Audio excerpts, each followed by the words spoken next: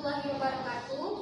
Perkenalkan, kami dari kelompok 9 yang beranggotakan saya Mahmudatul Hairiyah, NPM 42. Rekan saya Fadila Okiaino dengan NPM 52. Saya Wayan Sinta Dewi Saputri dengan NPM 54. Dan saya Nike Noviaweti dengan NPM 59. Di sini kami akan mempresentasikan proyek kami dengan judul interferensi 3 celah.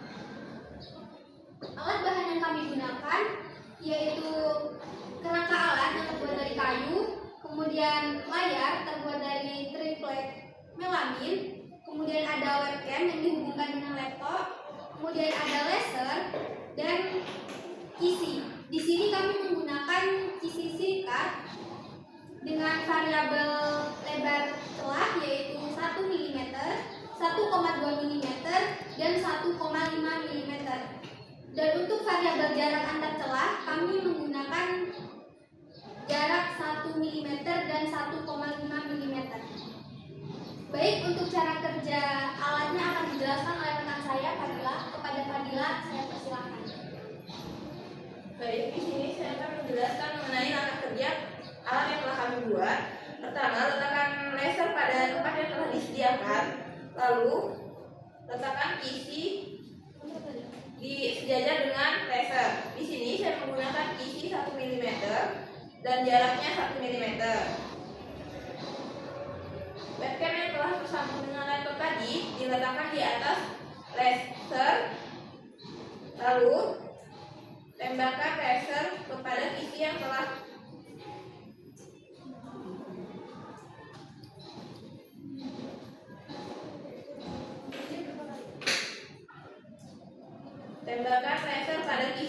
ditempatkan sejajar dengan laser.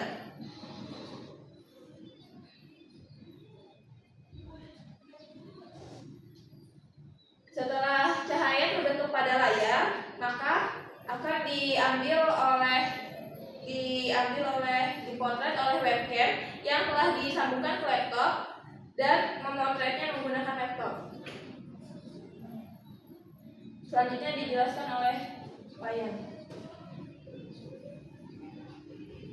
Baik, di sini saya akan menjelaskan tentang interferensi 3 celah, di mana interferensi 3 celah merupakan fenomena optik yang terjadi ketika cahaya monokromatik atau cahaya dengan panjang gelombang tunggal melewati 3 celah sempit yang sejajar dan memiliki jarak yang sama di antara mereka.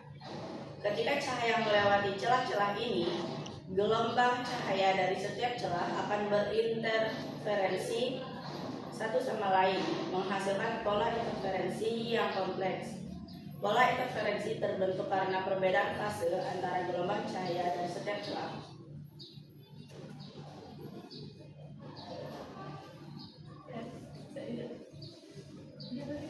Pada hasil percobaan, di sini kami menggunakan variabel lebar celah dengan jarak antar kisi 1 mm. Terlihat pada gambar, pada gambar pertama, di situ kami menggunakan lebar 1 mm dan juga jarak 1 mm.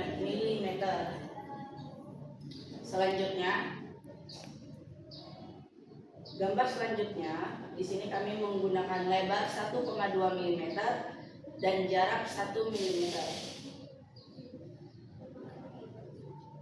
Gambar ketiga, kami menggunakan lebar 1,5 mm dan jarak 1 mm.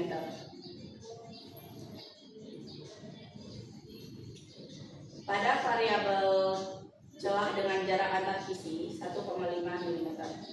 Dengan gambar yang pertama, menggunakan lebar 1 mm dan jarak 1,5 mm. Gambar yang kedua menggunakan lebar 1,2 mm dan jarak 1,5 mm. Gambar selanjutnya menggunakan lebar 1,5 mm dan jarak 1,5 mm. Selanjutnya akan dijelaskan oleh Nike Noviaweti. Baik, saya akan melanjutkan penjelasan dari Wayan Sinta.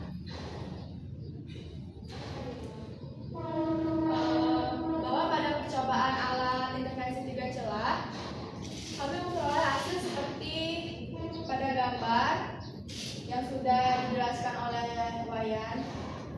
mana percobaan dilakukan dengan menggunakan laser merah.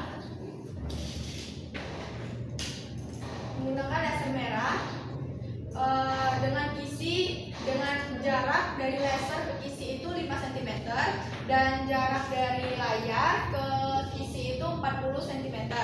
Kemudian pada variabel lebar celahnya itu kelompok kami menggunakan 3, yaitu 1 mm, 1,2 mm dan 1,5 mm, di mana jarak antar kisinya itu 1 mm dan 1,5 mm.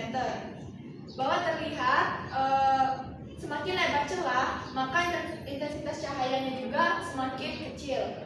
Kemudian dalam interferensi 3 celah, gelombang cahaya yang melewati celah sempit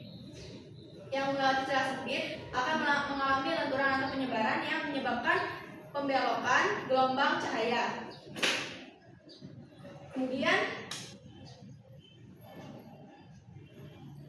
pada variabel jarak antar celah 1 mm dan 1,5 mm itu kami mengambil contoh kisi dengan lebar celah 1 mm. Berdasarkan hasil percobaan yang sudah kami perlihatkan gambarnya tadi, terlihat bahwa intensitas cahaya pada jarak antar celah 1 mm itu lebih besar dibandingkan dengan intensitas cahaya pada jarak antar celah 1,5 mm. Kemudian jarak antar celah itu mempengaruhi pola interferensi yang dihasilkan.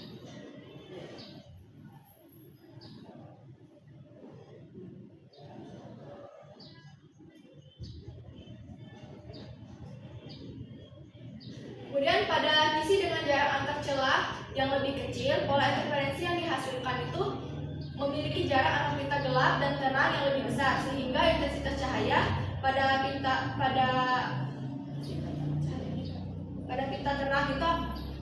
terang akan lebih terang. Sebaliknya pada kisi dengan jarak antar celah yang lebih besar, pola interferensi yang dihasilkan akan memiliki jarak antar pita gelap dan terangnya itu lebih kecil, sehingga intensitas cahaya pada pita terang juga akan lebih kecil.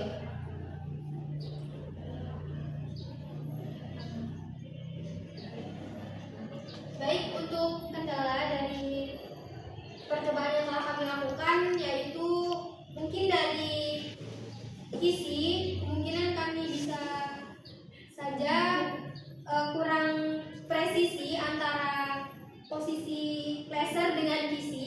Jadi itu bisa menyebabkan pola interferensi yang terbentuk itu kurang bagus atau kurang tepat.